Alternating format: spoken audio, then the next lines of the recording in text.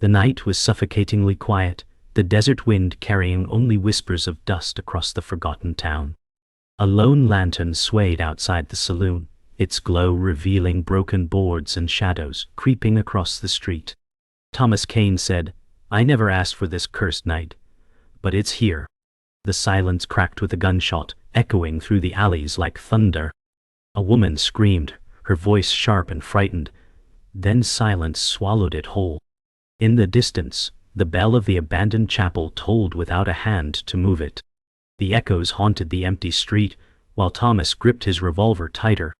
His boots sank into the dirt with each step as fear burned like fire in his chest.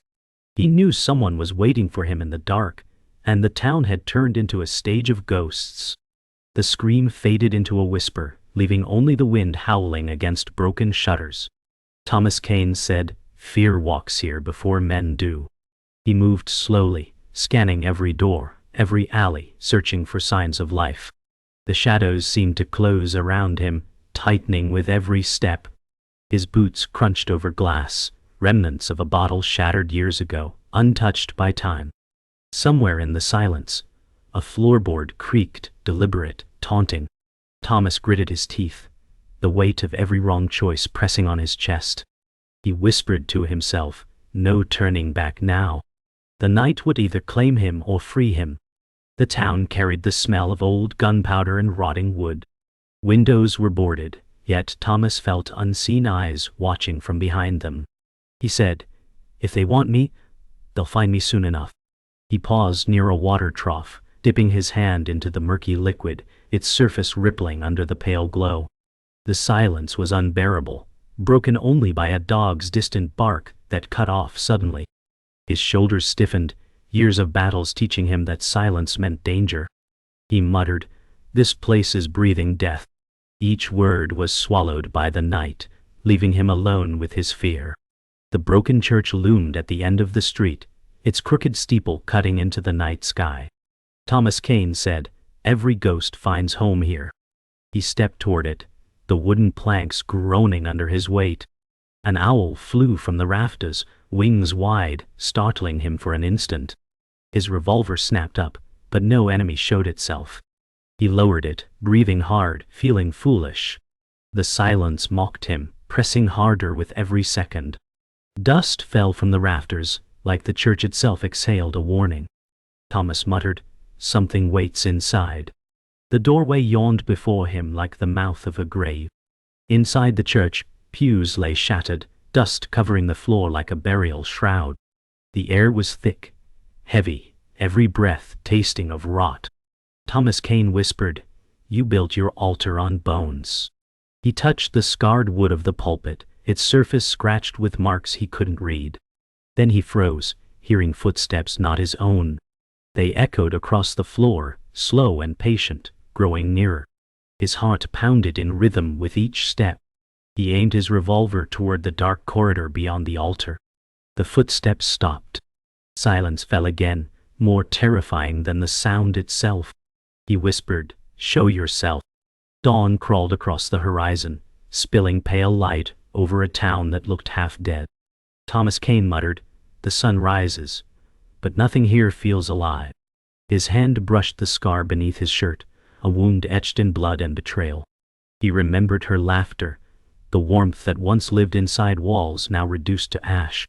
He whispered, "I should have died with her. Maybe that would have been mercy." The silence answered with indifference.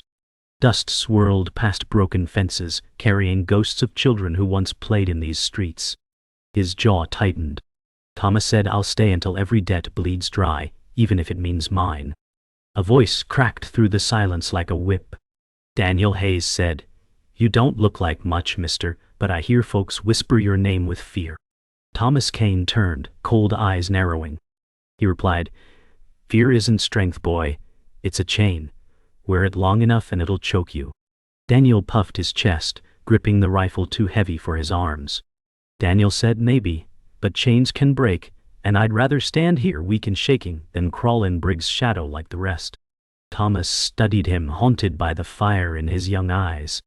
He muttered, "That fire gets men killed." The saloon groaned as its doors opened. the air inside stale with whiskey, long gone to rot. Daniel Hayes glanced around nervously. Daniel said, "Looks like this place hasn't seen laughter in years." Thomas Kane brushed past broken mirrors, each shard catching fractured pieces of his face. He said it laughed once. Then Briggs carved it hollow. Daniel whispered, "He carved you too, didn't he?" Thomas froze, staring at his reflection, a ghost staring back. He said, "He carved the man I was, but I'm still standing." Daniel swallowed, muttering, "Then maybe that's what scares him, that you're still breathing when he tried to bury you." From the shadows of the counter, Sarah Miller emerged, eyes sharp despite exhaustion.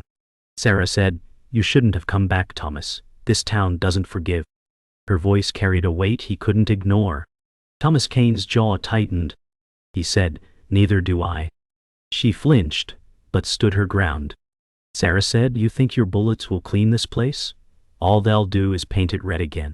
Daniel Hayes looked between them, confused. Daniel said, "You two talk like graves are all you see." Thomas's voice lowered, heavy with venom. He said, "Because graves are all this town ever gave me." Sarah's silence said more than words. Daniel Hayes' voice cut through, raw with youth. Daniel said, "I don't get it. Why stay in a place that broke you both? Why fight for bones and dust?" Sarah Miller whispered, "Because dust remembers. It remembers every betrayal, every scream, every grave." Thomas Kane's fists clenched, voice like gravel. He said, "This town is soaked in blood. Mine, hers, theirs.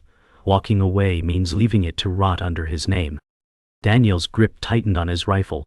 Daniel said, "Then I'll fight too. Maybe I don't carry scars like you, but I can still bleed for something worth saving." His words struck silence into the room. The heat pressed down, turning silence into suffocation as Marshal Briggs stepped from his office. His badge glinted like a blade. Briggs said, "Kane, I thought the desert swallowed you years ago. You crawl out of graves just to make me laugh." Thomas Kane's hand twitched near his revolver, voice cold. Thomas said, "The desert tried, but it spit me back out, hungrier than before." Daniel Hayes whispered fiercely, "He doesn't look like the law. He looks like a vulture dressed in tin." Briggs smirked, amused. Briggs said, sharp tongue, "Boy, careful or I'll cut it out. Ask Kane. He knows I keep promises." Briggs stepped closer, boots grinding into dust. Briggs said, "Justice is survival, Kane, and survival belongs to men who pay the price. I collect, and I collect well." Thomas Kane spat, voice sharp. Thomas said, "You don't collect, Briggs. You bleed them dry and call it law." Briggs grinned, tilting his head. Briggs said, "Funny, coming from a killer who never wore a badge. Tell me, Kane, how many graves behind you carry the weight of your name?" Daniel Hayes snapped, "At least he fights with scars, not with lies." Briggs barked laughter. Briggs said, "Scarred men break first. Watch him, hell shatters soon." The saloon doors creaked as Sarah Miller stepped into the street. Her voice cut sharp. Sarah said, "Briggs, you've drained this town until it can't bleed anymore." Briggs turned slowly, eyes narrowing. Briggs said, "And yet, Sarah, you still stand in it. Maybe you've had more to drink from my cup than you admit." Thomas Kane's gaze darkened, old wounds rising. He said, "You've been at his side before." Sarah's chin lifted, defiant but trembling. Sarah said, "I survived, Thomas, that's all I did. Don't twist it." Briggs chuckled. Briggs said, "Listen to her. She's had a taste of survival, and she learned to like it." The thunder of hooves broke the moment. Rioters surged into the street, dust rising around them like storm clouds. Briggs spread his arms wide, laughing. Briggs said, "See, Kane?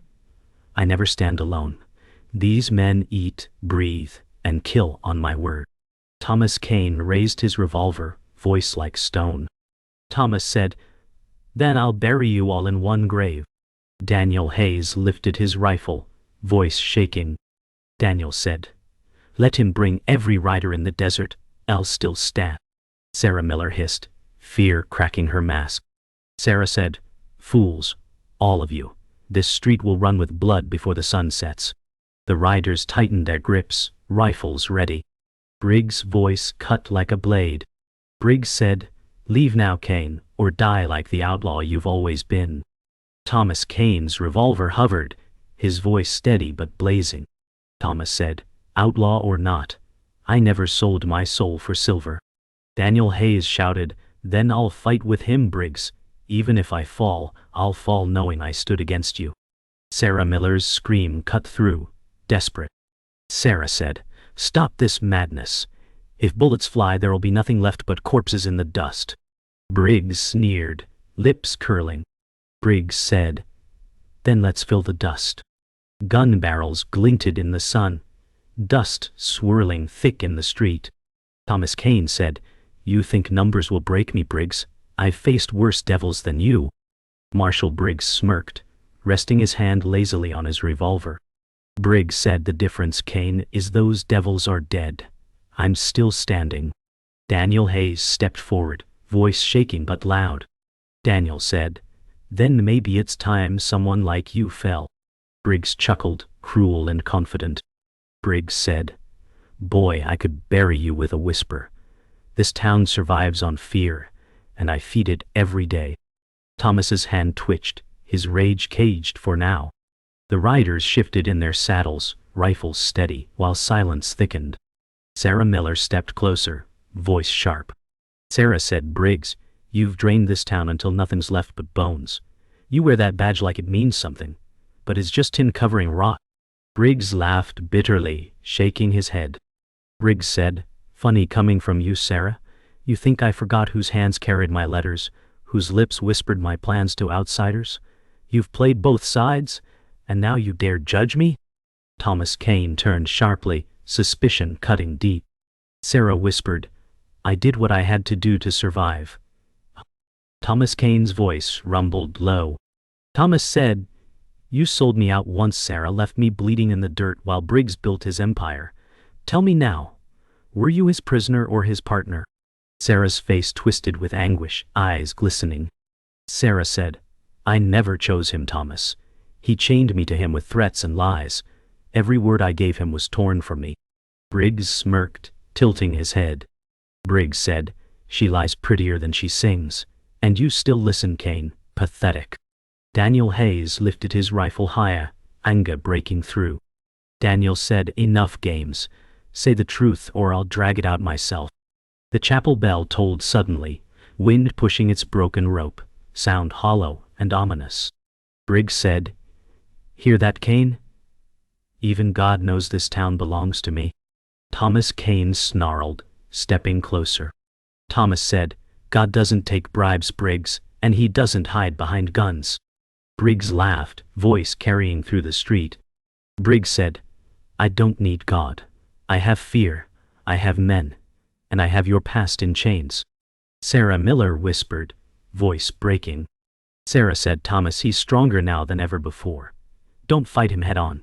You'll die before you even touch him." Daniel Hayes shouted, "Then I'll fight by his side."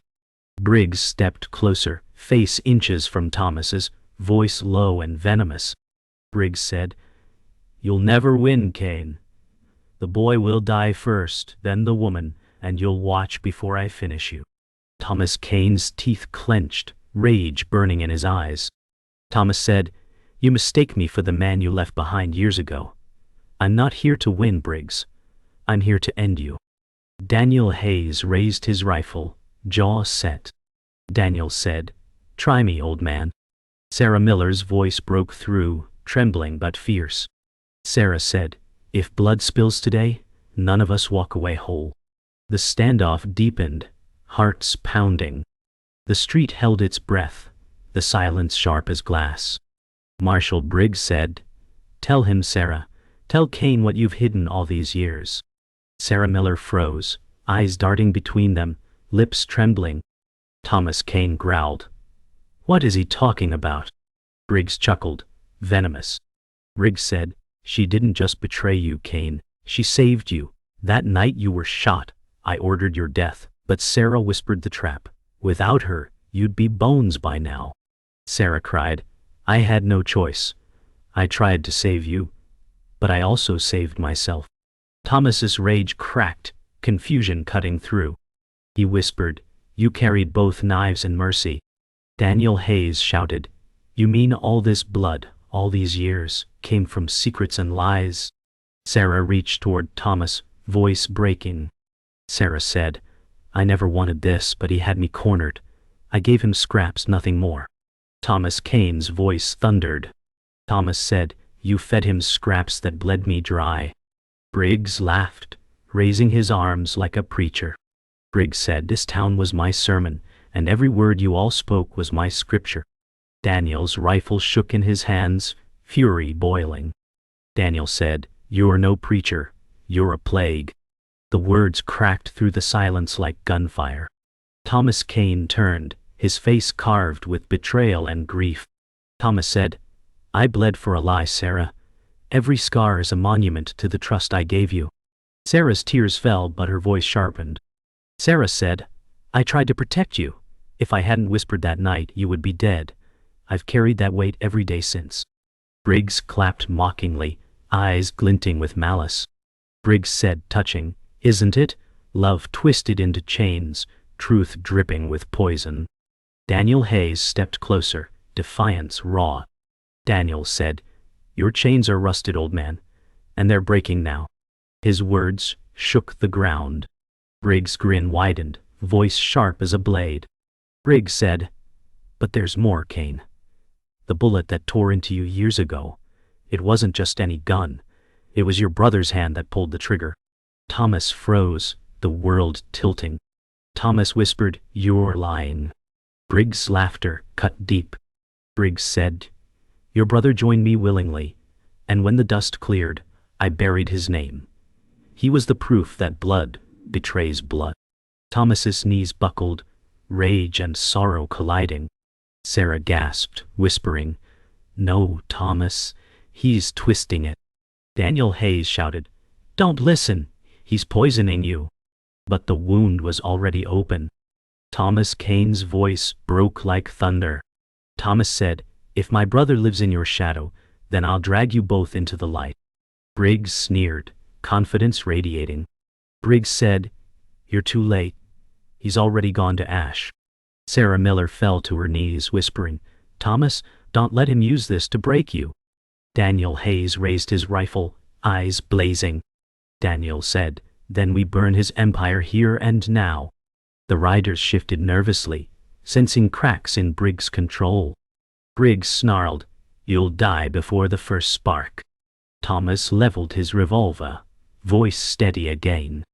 Thomas said, "Then let the fire begin." The sun beat down mercilessly, turning the dirt road into a furnace of dust and silence. Thomas Kane said, "Briggs, this ends where it should have ended years ago, between us, under the weight of every grave you fill." Marshal Briggs stepped forward, smirk carved into stone. Briggs said, "You still think this is about graves?" "No, Kane, it's about power. And you, broken, scarred, and crawling back here. You're my sermon to these people." Daniel Hayes shouted, "Your sermon is lies and your church is fear." Sarah Miller cried, "Enough. If one more bullet flies, none of us will survive." The street shivered under the storm about to break. Briggs' hand rested on his revolver, slow and deliberate. Briggs said, "You think these people watch for your redemption? They don't care if you rise, Kane. They only wait to see you fall again." Thomas Kane's teeth clenched, voice low and steady. Thomas said, "Then let them watch. Let them see what a man does when he has nothing left to lose but his own soul." Daniel Hayes stepped forward, rifle raised, fury raw. Daniel said, "Then they'll see a boy stand beside him, even if it means my blood in the dirt." Sarah Miller grabbed Daniel's arm, voice breaking. Sarah said, "Don't sacrifice yourself for ghosts, Daniel." The riders shifted, impatient wolves waiting for the command. Briggs said, "Kane, I'll give you a choice. Leave your gun in the dirt. Let me finish this boy, and maybe I'll spare you another scar." Thomas Kane barked a bitter laugh. Thomas said, "You think I'd stand by while you cut down the only soul in this place who still believes in something? "Shoot me first, because you'll never take him while I breathe." Daniel Hayes shouted, "No, you're not dying for me, Kane. I came here to fight, and I'll fight until my last breath." Sarah Miller's voice cracked. Sarah said, "Both of you will die before the dust clears." Briggs' voice thundered. Briggs said, "You've carried your scars like badges, Kane, but they're nothing but reminders of how I beat you once already. And I'll do it again."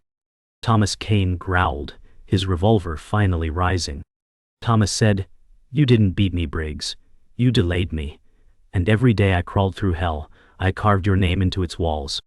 Daniel Hayes steadied his rifle, fire in his eyes. Daniel said, "Then let's carve his name into the dust together." Sarah Miller whispered through tears. Sarah said, "Don't let hate blind you, Thomas. If you kill him, you'll never crawl out of the grave he dug for you." The world narrowed to heartbeats and shadows.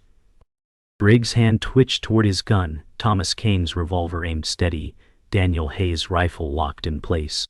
Sarah Miller screamed, "Stop before this town burns forever." But no one listened. Briggs roared, "Die, Kane!" as his revolver snapped from the holster. The street erupted, gunfire splitting the silence, dust exploding, screams tearing from throats. Thomas fired, rage guiding his aim. Daniel fired too, courage blazing brighter than fear.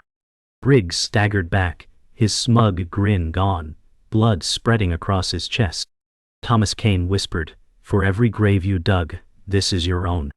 The storm had broken. The street fell silent, smoke drifting like ghosts over bodies in the dirt. Marshal Briggs lay gasping, hand clawing at his chest. Briggs rasped, You think killing me changes anything? Another will rise, Kane. This town will never be yours." Thomas Kane stood over him, revolver still smoking. Thomas said, "It was never mine, Briggs. It belonged to the people you broke, and now they'll bury you deeper than your sins ever did." Sarah Miller stumbled closer, tears streaking through dust. Sarah said, "He's finished, Thomas, but if you stay in his shadow, you'll never be free." Daniel Hayes lowered his rifle, whispering, "Then, let's end him, and end the chains with him." Briggs coughed, voice weak but venomous. Briggs said, "You wear justice like a mask, Kane, but you're no different than me. You kill, you bleed, and you think redemption is earned in bullets." Thomas Kane crouched beside him, voice like iron. Thomas said, "The difference is I never hid behind a badge while I did it. You called yourself the law while you sold this town for silver." Daniel Hayes shouted, "Don't waste your breath on him, Kane. He doesn't deserve words, only the grave he dug." Sarah Miller said softly, "Words matter, Daniel. They're the only thing that outlives the blood." Briggs' final breath rattled in silence. Thomas Kane rose, turning to Sarah, his voice heavy. Thomas said, "You kept me alive once, even when you chained me to this pain. I should hate you for it. But today, hate is all I've spent." Sarah Miller's lips quivered, voice trembling. Sarah said, "I never asked for forgiveness. I only prayed one day you'd see me as more than the woman who betrayed you." Daniel Hayes gripped his rifle, looking between them. Daniel said, "What matters now is what we build after this. The dead don't care for forgiveness, only the living can use it." Thomas whispered, "Maybe that's the one truth left in this town." The townsfolk crept from their homes, silent witnesses to the ruin. An old man whispered, "The law is dead." A woman clutched her child, whispering, "Then what comes now?" Thomas Kane turned, voice carrying through the crowd. Thomas said, "What comes now is choice. Fear built this town, but it doesn't have to hold it anymore." Daniel Hayes stepped forward, lifting his rifle skyward. Daniel shouted, "Then let the people stand, not crawl." Sarah Miller's voice softened, reaching them all. Sarah said, "If we let the dead rule us, then none of us are living." Murmurs spread like fire, the people listening. The sun began to set, painting the sky in blood and gold. Thomas Kane holstered his revolver, gaze fixed on the horizon. He said, "I came here chasing ghosts, but they were already inside me. The graves are full, and I don't intend to join them today." Daniel Hayes stood beside him, voice firm. Daniel said, "Then we rebuild, not for them, for us." Sarah Miller whispered. And maybe someday, we'll forgive ourselves too. The crowd scattered, life stirring again in the dead town. Thomas walked slowly toward the fading light, boots heavy with memory, but his back finally unburdened. The forgotten town breathed again.